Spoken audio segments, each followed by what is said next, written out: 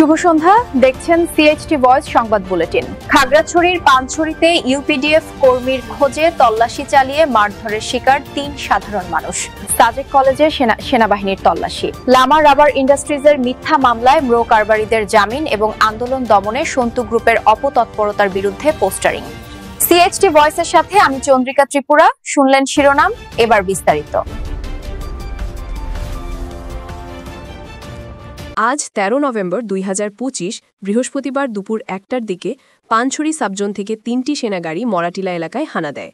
মরাটিলা দোকানে কিছু সময় থাকার পর তারা প্রফুল্লপাড়ায় যায়। সেখানে উষারঞ্জন ত্রিপুরা কারবারির বাড়ি ঘেরাও করে তল্লাশি চালানো হয়।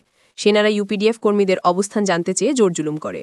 ইউপিডিএফ কর্মীর সন্ধান দিতে না পারায় প্রবীণ ত্রিপুরা ১৫, সোনারঞ্জন ত্রিপুরা ২০ ও খলিচা ত্রিপুরা ৩৭কে মারধর করা হয় এবং আটক করে নিয়ে যাওয়া হয়। পরে অবশ্য মাঝপথ থেকে তাদের ছেড়ে দেওয়া হয়। গতকাল বুধবার ১২ নভেম্বর ২০২৫ রাত ১০:৩০টার দিকে গঙ্গারাম মুখ ক্যাম্প থেকে একদল সেনা সদস্য কলেজে প্রবেশ করে। তারা নাইট গার্ড বোধিসত্ত্ব চাকমাকে সঙ্গে নিয়ে কলেজের প্রতিটি কক্ষে তল্লাশি চালায়। এই সময় সেনাদের জিজ্ঞাসাবাদের মূল বিষয় ছিল ইউপিডিএফের লোকজন আছে কিনা। শুধু তাই নয়, রাতের ডিউটি না করার জন্য গার্ডকে হুমকি দিয়ে বলা হয় অন্যথায় তাকে আটক করা হবে।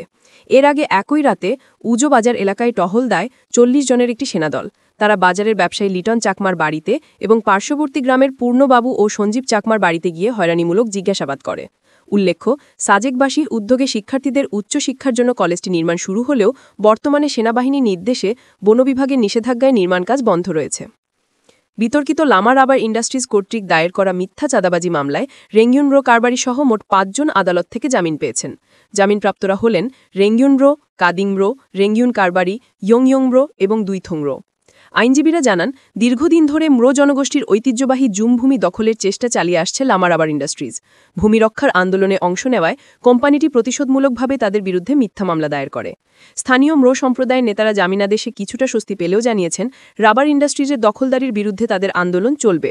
মানবাধিকার সংগঠনগুলো এই ধরনের মিথ্যা মামলাকে পাহাড়ি জনগণের উপর নিপীড়নের নতুন রূপ আখ্যা দিয়ে অবিলম্বে তা বন্ধের দাবি জানিয়েছে। উল্লেখ্য, গত ১৮ মার্চ এই ৫ জন আদালতে আত্মসমর্পণ করলে তাদেরকে জেল হাজতে পাঠানো হয়েছিল।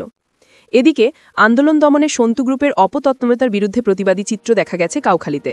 জানা গেছে, কাউখালীর বিভিন্ন স্থানে সন্তু গ্রুপের কর্মকাণ্ডের বিরুদ্ধে পোস্টারিং করা হয়েছে। এই পোস্টারিংয়ের মাধ্যমে জনসম্মুখে সন্তু গ্রুপের কথিত অপতৎপরতা তুলে ধরা হয়েছে। পাহাড়ের সর্বশেষ খবর জানতে চোখ রাখুন আমাদের পর্দায়। এই ছিল আমাদের বিশেষ সংবাদ বুলেটিন।